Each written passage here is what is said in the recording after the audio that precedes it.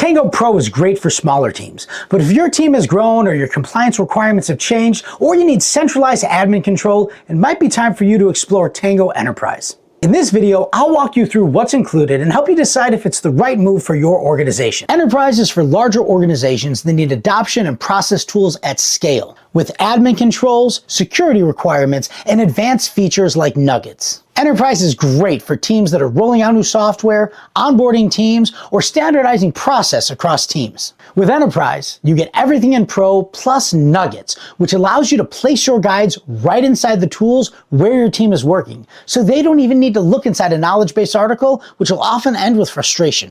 Secure Blur automatically detects and redacts sensitive information while you're capturing. Branching allows you to create guides with conditional paths, so users can choose which one to follow. This allows even greater flexibility for you and your teams. For those organizations looking to get started with AI agents, Enterprise also gives you access to our Agent Builder. You simply document your process like you would with any other Tango, but instead of creating a guide, Tango will build you an AI agent to automate that task.